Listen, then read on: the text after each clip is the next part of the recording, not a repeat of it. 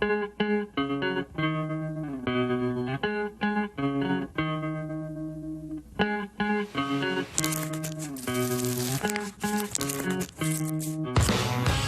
are lighting up all over the country. They call it the green rush.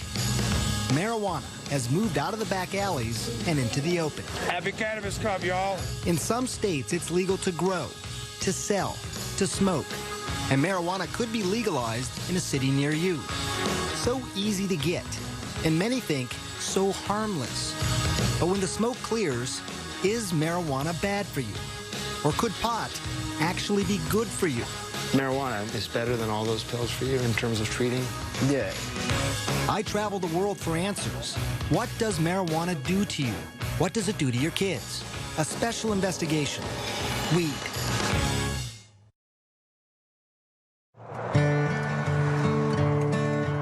Our journey begins here, in this small town home, nestled in the mountains, with a family who has never allowed TV cameras in before.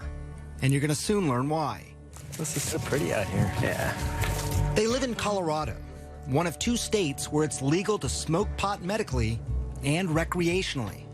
But here, it's also taboo to residents like Paige Figge and her husband, Matt. I'm sure it was mentioned to us by someone, hey, you should try this. And I thought, no way. You thought that's fringe stuff? No way, not in a million years, no. But in this area, marijuana is far from fringe. 4 joints, and do you want Island Sweet Skunk? Medical dispensaries are everywhere. Hey, welcome, guys. People are smoking in private clubs and public festivals. But none of this is for Matt. He's a military man, and marijuana would be a career ender. I grew up in Wisconsin in a well-loving family, and I was educated that, like, that's a drug. You don't do that.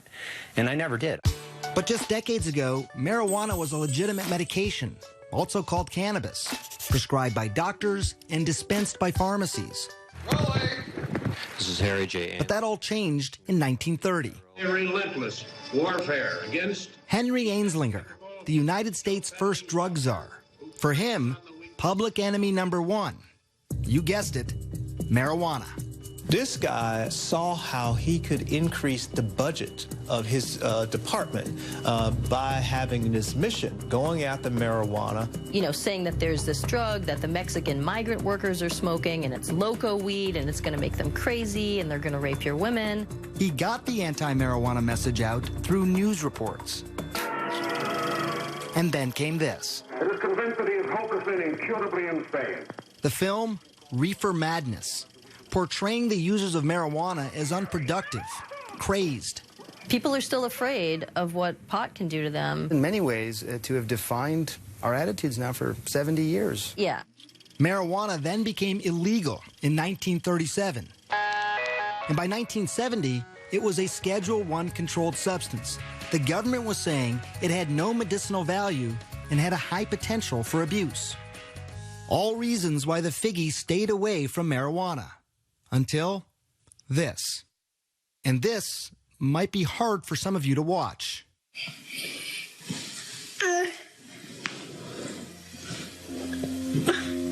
It's okay, baby.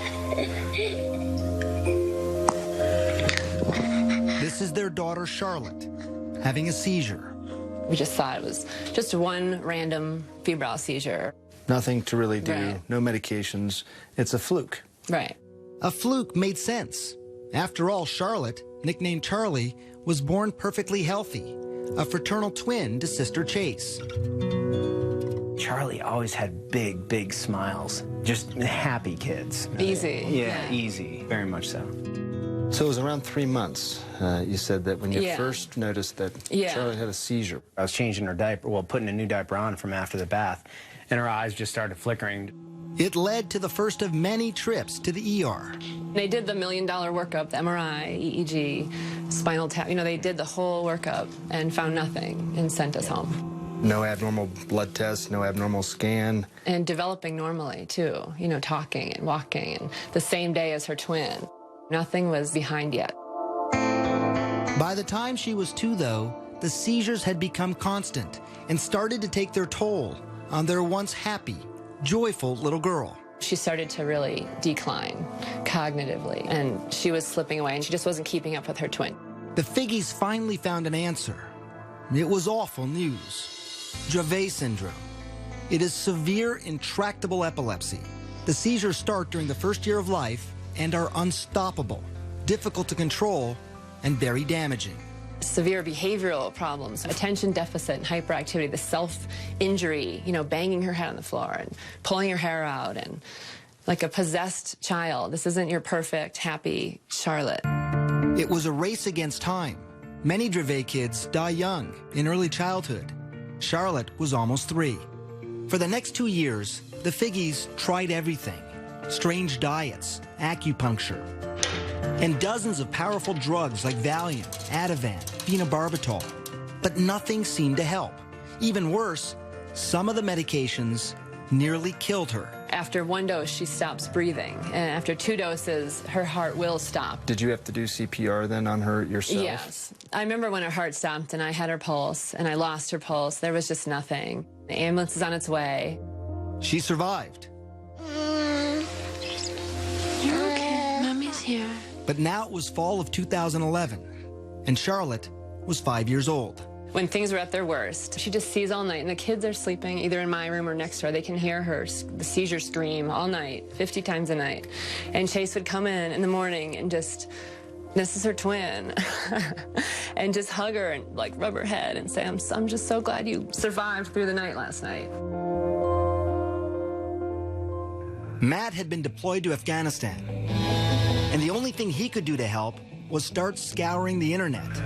And he stumbled onto this video of a child using marijuana. So how's everything going? Jaden had 4 days without a seizure. I'm like, wow, this having success on specifically Dravet, this is interesting. It's natural. And while he couldn't ever imagine taking marijuana himself, he was now in the stunning position of recommending it for Charlotte. I was like, we need to do this. And I said, I don't know. Charlotte, there you are. And then Charlotte's condition got worse. 300 seizures a week, almost 2 every hour. She was not talking or moving, basically catatonic. As a last resort, doctors wanted to either prescribe a powerful veterinary drug used on epileptic dogs or put Charlotte in a medically induced coma so her brain and body could rest. For Paige, those were not good options. But maybe, just maybe, marijuana now was. But she was about to find out how hard that would be. This isn't go to the pharmacy and pick up your medicine. There was no protocol. When we come back, what will the Figgies do? And what would you do if this were your daughter?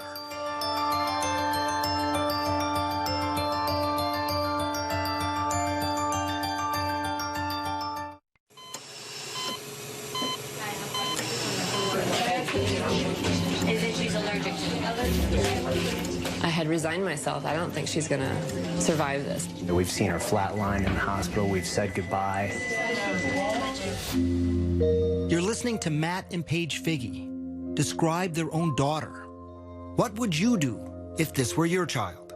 Charlotte Figgy had an extreme form of epilepsy. Her body was so frail that any seizure could kill her. With no traditional treatment left to try and the clock ticking away, her parents decided to try marijuana. Charlotte was just 5 years old. You need a card in order to be able to get the cannabis from a pharmacy. Doctors have to prescribe it. You need 2 doctors in Colorado to get the card for a juvenile or a child. It was hard. We were the first young child, and they said no. Everyone said no, no, no, no, no. Certainly her age played a role in my hesitance. Dr. Alan Shackelford is a Harvard-trained physician. He's also among a handful of doctors in Colorado who give prescriptions for medical marijuana. From the moment Charlotte entered his office, he knew she was in trouble. While he was just examining her, she had 2 seizures. She'd failed everything. There were no more options for her. Everything had been tried, except cannabis. Here's how scientists think it might work. Marijuana is made up of 2 ingredients. THC, that's the psychoactive part that makes you high, and CBD, also called cannabidiol. It's the CBD that scientists think modulates electrical and chemical activity to help quiet the excessive activity in the brain that causes seizures. I've been telling my patients to cut. Dr. Julie Holland is the editor of The Pot Book, A Complete Guide to Cannabis. For a long time, the work on cannabis and epilepsy was sort of inconclusive. Maybe it works, maybe it doesn't. They couldn't quite figure it out. And it's only when they really started separating THC from CBD that they saw, definitively, yes, CBD seems to really stop seizures. So the Figgies needed to find something that was rare, a strain of marijuana that was low in THC. Of course, they didn't want Charlotte getting stoned, but also high in CBD to treat her seizures. And that wouldn't be easy. Dispensaries and growers, they make their money off strains that are high in THC. I'm Joel. I'm Josh. No one knows that better than the Stanley brothers. Their family business is pot. And if you look at these clean-cut guys and what you see surprises you, don't worry. They've heard it all before. When we round the corner, they're like, oh, wait a second. Did you finish high school? They all not only finished high school, but also college, and in some cases, graduate school. Now, they are some of Colorado's biggest growers and dispensary owners.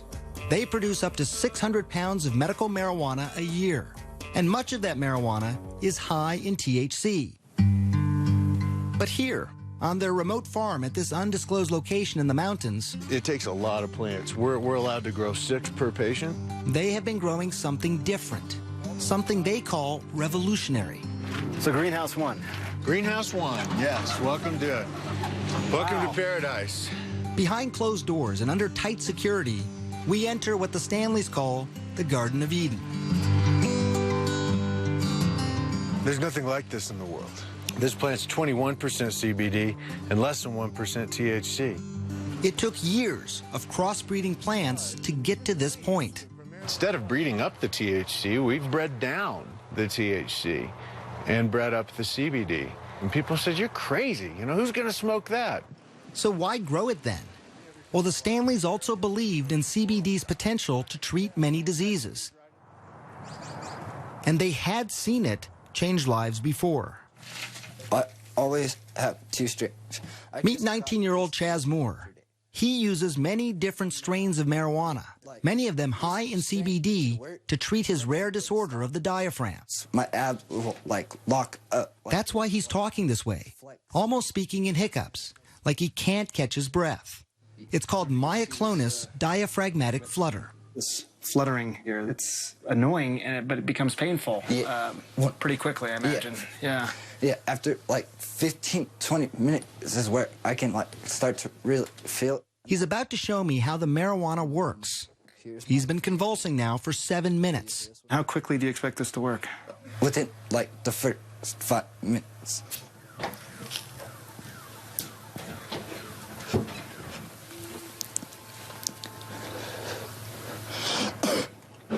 And I'm done. That's it. That's it. It was actually less than a minute. Depending on the attack in the day, it'll work within the first couple hits. Hear how his voice is completely different. That attack lasted 8 minutes. But some have lasted much longer and happen as often as 40 times a day. And like Charlotte, he had tried so many things before. By 16, Chaz was taking these powerful, addictive, potentially deadly narcotics and muscle relaxants daily, like Valium and morphine. It would be safe to say that marijuana, what you have in your hand there, is better than all those pills for you in terms of treating what's going on? Yeah, I'm not zombified. I've had 16, 17 attacks today, and I'm still sitting up talking to you. My first attack on all these, I'd be in the hospital. I'm a firm believer that marijuana has actually saved my son's life. Chaz's father, Sean. His quality of life now is 1,000 times better than what it was when he was on the pharmaceuticals. A quality of life that Paige Figge desperately wanted for her daughter Charlotte. But she still had one hurdle to cross: convincing dispensary owners like the Stanleys to sell marijuana to a 5-year-old little girl. When Charlotte's mother called my brother Joel, the brothers had a meeting. He said, tell us about this patient. She's 5 years old, he said. And we said, oh, no, we can't do that. Why? It was the fear of the unknown. Charlotte was the youngest patient at the time wanting marijuana. Would it be too much for her? Or would it change her life forever? We'll find that out later. But first, learn more about what marijuana does to your kid's brain. and yours as well.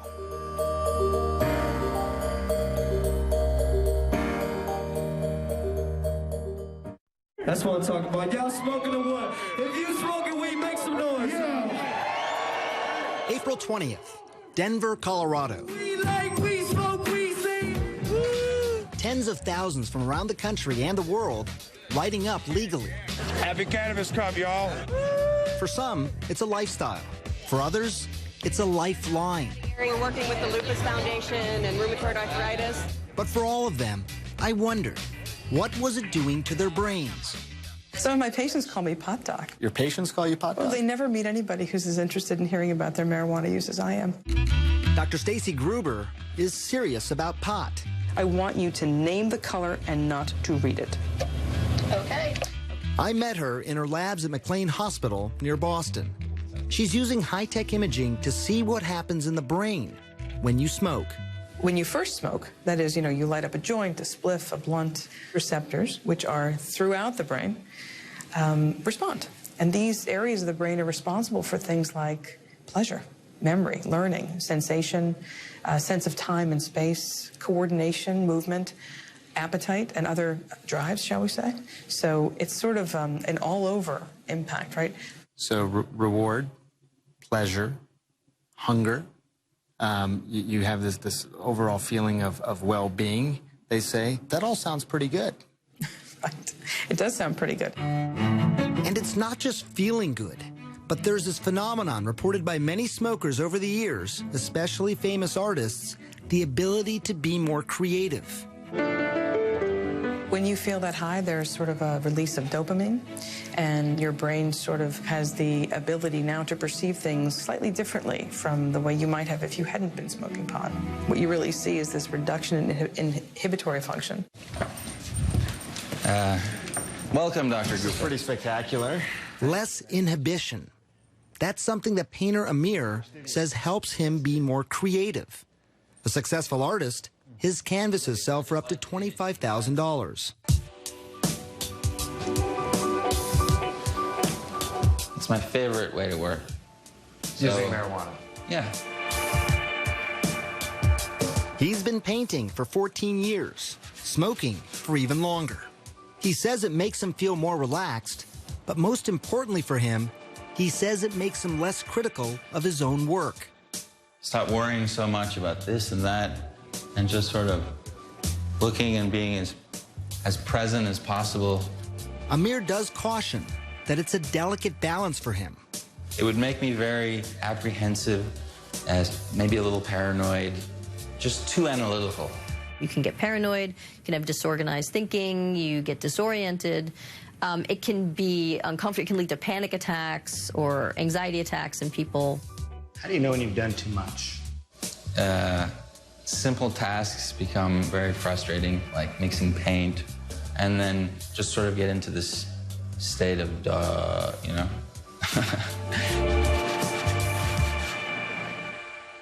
Inhale. And why that happens is exactly what Columbia University neuroscientist Carl Hart is investigating. Exhale. Research subjects in his lab smoke marijuana and then take a variety of cognitive tests. The effects will be disruption in memory, disruptions in inhibitory control. They will become slower at cognitive functioning, a wide range of things. These effects are temporary, but they're pretty pronounced and they are clear.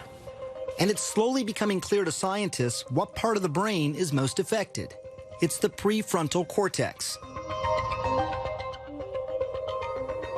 It's very important for planning, thinking, coordinating your behaviors. There are tons of marijuana receptors in this region. And we think that marijuana, particularly in the novice, can disrupt all of those behaviors. An impairment that Hart cautions could be dangerous, especially when driving.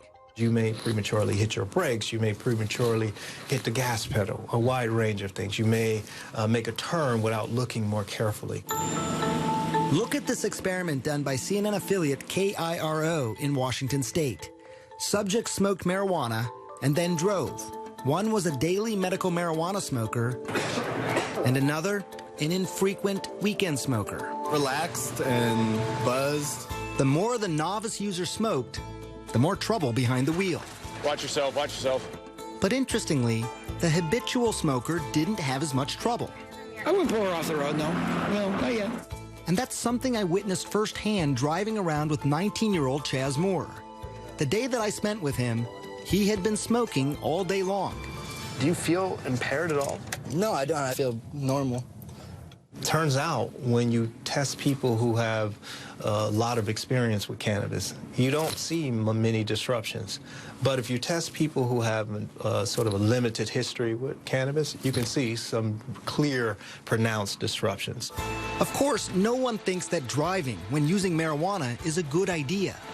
But what scientists can't answer is if there is a safe legal limit, and if people who use marijuana daily as a medicine should be able to drive. How impaired are they? What is more clear, though, is the effect of marijuana on the young brain. What we see is a very big difference in people who begin to smoke prior to the age of 16 and those who smoke after age 16, what we call early versus later onset. Gruber's brain scans show that the white matter, those are the highways that help the brain communicate from one point to another, are impaired in those who start smoking early. Maybe there's underlying white matter connectivity differences. That's your concern, it sounds like, that those highways, those white matter highways, are just more disrupted in people who start smoking early. That's what we see. Perhaps not surprising, given what we know about the young developing brain. That's a very delicate time in brain development, and that's not a good time to be taking any drugs. Preliminary research shows that early onset smokers are slower at tasks, have lower IQs later in life, higher risk of strokes, and increased incidence of psychotic disorders. And while these studies are not conclusive, some scientists are still concerned because in 2012, 35% of high school seniors lit up. And that could mean a generation of kids with damaged brains. And many fear something else. I never really told myself I needed help. A generation of marijuana addicts. When we come back, the truth and the science behind what's being called a growing epidemic. And later, Charlotte's story, the first and youngest child to try marijuana in Colorado.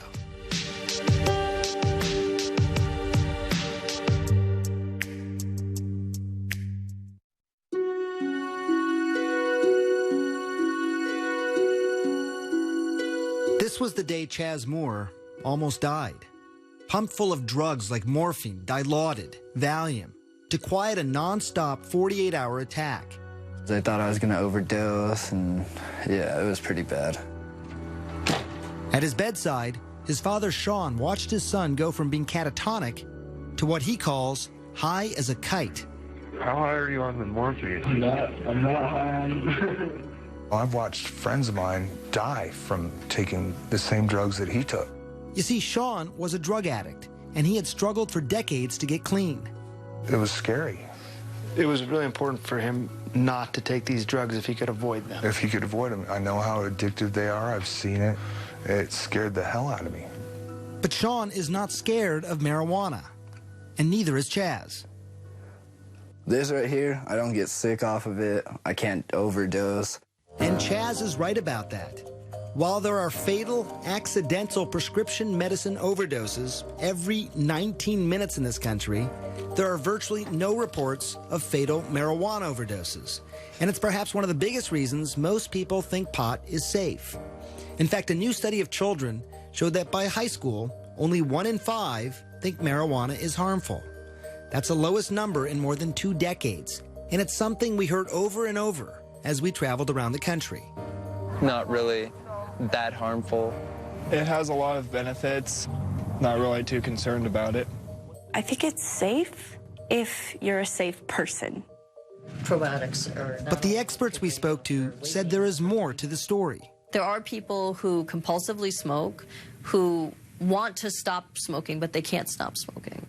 In fact, 9% of marijuana users will become dependent. Now, that's not as high as other drugs, like heroin. 23% of users become addicted, or 17% with cocaine, or 15% with alcohol. But it's still approximately 1 out of every 11 marijuana smokers. There's no longer any scientific debate that marijuana is not just psychologically addictive, but also physically addictive. So give me an update. How you doing? Dr. Christian Thurstone runs one of Colorado's largest youth substance abuse treatment clinics. The number of marijuana addicts he treats has tripled in the last 3 years alone. Literally, I cried about it. Marijuana is #1 on their list of priorities. They have dropped out of life. Back in the day, I wouldn't feel like my day has really started if I didn't get high. Joel Vargas started smoking when he was just 13. By 15, he was smoking more than a dozen times a day. He stopped skateboarding. He even dropped out of school. I like getting high. I need to get high because my brain is telling me. Adolescents, starting at about age 13, have a pretty mature brain reward center, so they can experience rewards and pleasures the same way adults can. But the problem with that is that their prefrontal cortex, which helps people think ahead, control their impulses, that's not fully developed until age 24. That explains why adolescents are much more vulnerable. There's something else that addiction experts believe is likely happening in the brain. When you smoke pot, the feel-good chemicals that make up marijuana, called cannabinoids, remember them? They cause your brain to stop producing its own natural cannabinoids. When you stop smoking, you have no feel-good cannabinoids of your own. Until your body kickstarts production, you feel lousy. So many people smoke again to feel better. And today's marijuana could be more addictive. It has more of the psychoactive ingredient THC than ever before. Brain researcher Dr. Nora Volkov. If you smoke a very potent marijuana, the 9-THC content is going to go very fast into your brain at relatively high concentrations, and then that increases its rewarding effects and its likelihood of transition into addiction. So how much stronger is it?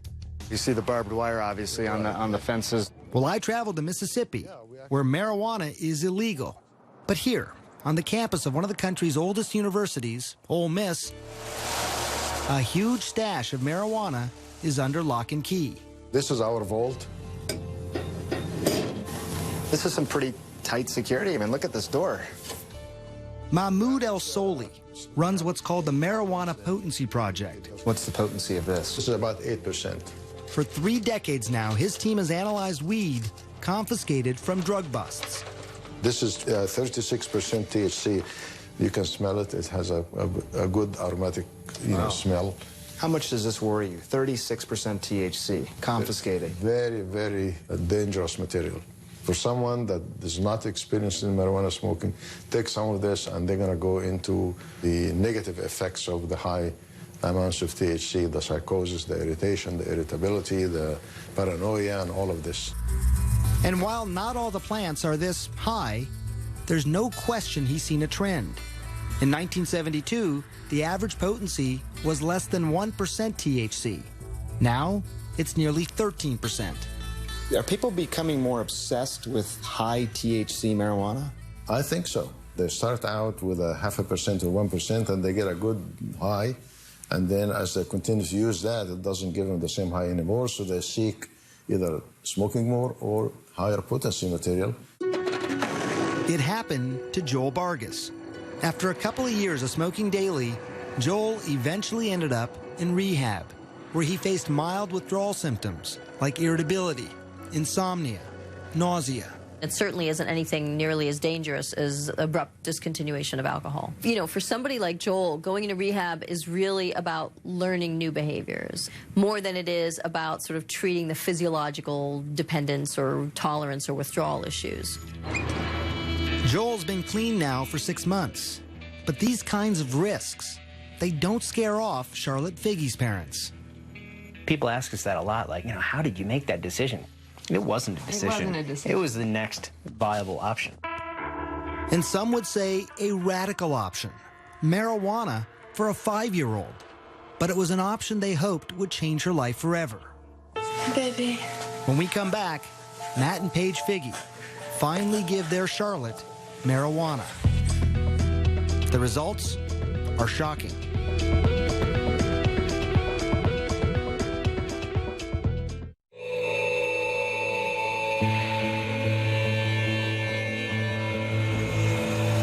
was January 2012. Afghanistan. About 7,000 miles away from his family in Colorado, Matt Figge received this video from his wife, Paige. It's horrible seeing these videos when I'm deployed. It was his 5-year-old daughter, Charlotte, seizing.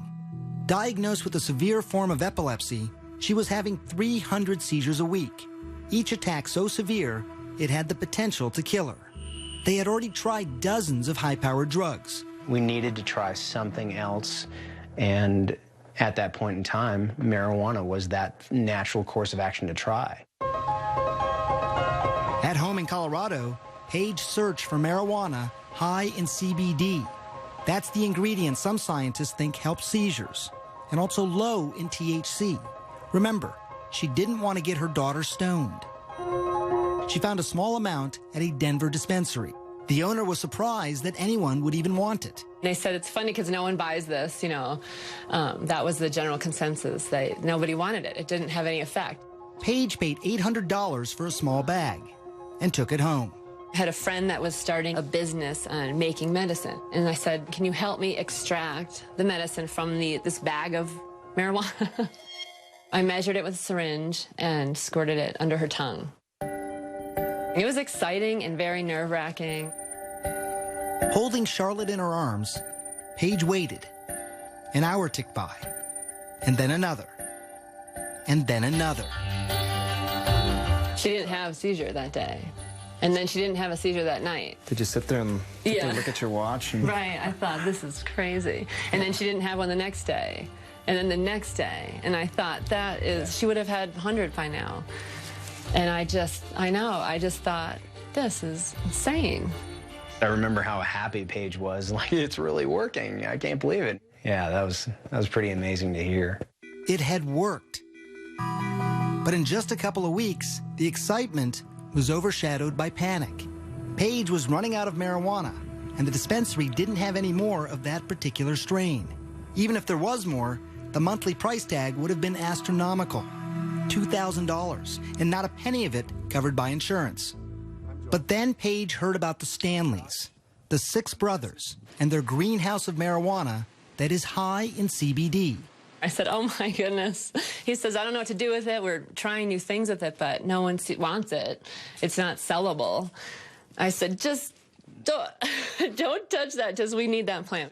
At first, they didn't want to take the risk of giving marijuana to such a young child. But then they met her. Tell me about the first time you met Matt, Paige, and Charlotte. I'm gonna get you misty-eyed. Yeah, you get all of us crying when we start talking about that little girl. The Figges had hit the jackpot, a steady supply of high CBD marijuana, and they only had to pay what they could afford. People have called us the Robin Hoods of marijuana. They say that we sell pot so that we can take care of the kids and the truly less fortunate. Charlotte was the first of those kids. Late spring 2012, she tried the Stanley Special Marijuana, and again, it worked. I can't tell you what that means to us. Get you, doesn't it, a little bit? If it doesn't get you, something's wrong with you. She lived her life in a catatonic state. Now her parents get to meet her for the first time. What a revelation. Yeah, kitty. The child who had had 300 seizures a week was now down to just 1 every 7 days. Pitter pat, tiptoe. When I first met Charlotte, March of 2013, it was 1 year after that first dose of marijuana. Achoo! After almost 2 years on a feeding tube, she was now eating on her own. Yellow? She was talking, even walking. Puppy. Oh, please, she said, please. But these stories, they are not without their skeptics. One of the country's 2 hospitals dedicated to Dravet syndrome in Florida states at present there is no evidence that cannabidiol is effective for the treatment of epilepsy. The American Academy of Pediatrics also opposes cannabis, as does the National Institute on Drug Abuse. It is such an amazing turn of events that it really can't be a fluke, but I do still wonder. Do you still wonder, too? Matt? Hell no. You know it's working. It's working great. You just look wonderful. And Charlotte's doctor, Alan Shackelford, also agrees. Yet his commitment to medical marijuana has drawn criticism. He's even been called Dr. Feelgood. How difficult is this for you to talk about as a physician? We are typically conservative as a profession and probably as individuals. We want more proof, and cannabis doesn't have that. And it's why he has traveled the world to look for researchers who might have the answers. And that took him to the place many call the medical marijuana research capital. Israel. It might surprise you, but actually research into cannabis and epilepsy started here in the 1970s, with studies that showed it could reduce convulsions in rats. Today, Shackelford is hoping to start clinical trials in humans there.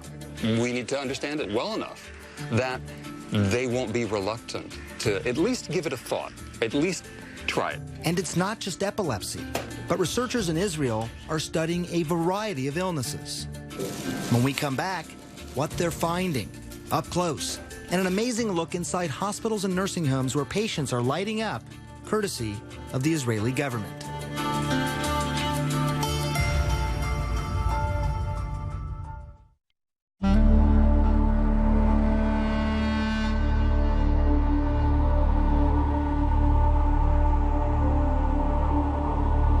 As the sun was rising on the ancient city of Jerusalem, the final leg of our journey was just beginning. There have been some great advances here, and I'm proud of that, obviously. Dr. Boaz Lev is with Israel's Ministry of Health. Here, they have pioneered marijuana research.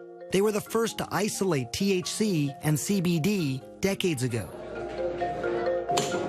And now the country's ministry licensed 10,000 patients to use marijuana medicinally and has approved more than a dozen studies to treat illnesses like PTSD, pain, Crohn's disease, even cancer. Hopefully, this will prove to be the best medication. I really hope so. We're not there yet. Answers might come from places like this. It's a state-run nursing home outside of Tel Aviv. Residents here are using marijuana for pain, loss of appetite, Parkinson's disease, and dementia. Moshe Root is one of those residents. He was 77 when he smoked his first pipe of marijuana. He's 80 now, and he smokes a couple of times a day. It's to help with the pain and the hand tremors caused by a stroke. So it's a mixture of tobacco and marijuana. He even decided to light up during our interview to stop his hands from shaking. You're saying your hands are steady because of the marijuana? It also helped ease a deeper pain hidden from sight. You see, Moshe is a Holocaust survivor. When his wife died a couple years ago, he was haunted by nightmares of his childhood, hiding from the Nazis. The marijuana, he says, took him out of the darkness. You dream. You fly. When you smoke? Yeah. There are 19 other patients here. Scientists at Tel Aviv University are now studying their progress, and they call the results outstanding, including weight gain, improved mood, pain and tremor reduction. But I can tell you as a doctor, it was my next stop that proved the most surprising. This is Israel's largest hospital, Sheba Medical Center. You put up your medical cannabis. Amashe is using marijuana to help him with the pain and nausea from chemotherapy. Filling up this balloon, so that's your medicine inside there. Of course. Now take it out, put up the valve. And he's doing it inside the hospital. How are you feeling? A relief, first of all, in the muscle, in the leg.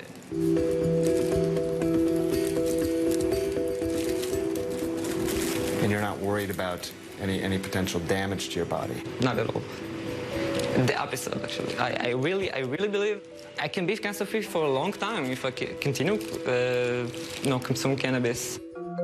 Yes, he said cancer-free.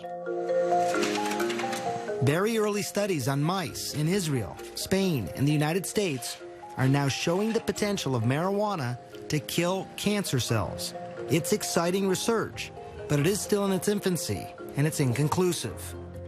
This program at Sheba is well established, and experts say a teaching tool for using marijuana in other hospitals. Do you think this could happen in the United States? I don't know that there's yet enough really concrete evidence of cannabis's benefit that's satisfactory, at least in that context. I think it's going to come. But it could be slow going. The FDA has been great at approving studies, but National Institute of Drug Abuse has been really stonewalling and blocking any studies looking at therapeutic effects of cannabis because that's not their mandate. Their mandate is to look at the harms of drug use. It's very easy to blame an organization. Dr. Nora Volkov, who is the director of NIDA, says they are not standing in the way. She claims they are not the only government institute that approves marijuana research. If you would come up with a grant that says, okay, this is going to be a treatment for drug addiction, then it would go to us. But if it's cancer, it goes to the Cancer Institute. If it is schizophrenia, it goes to NIMH. And so the institutes have a mission with certain diseases. What is clear, there are bureaucratic hoops that most researchers simply don't want to jump through. Neuroscientist Carl Hart. There are not many people studying marijuana. It's very difficult to get approval to study marijuana. What's nice about Israel is that the government is helping the research to happen. And it's research that could give hope to patients like Charlotte Figge. I made it. Scientists in Israel are learning that marijuana use might actually protect the brain, not damage it.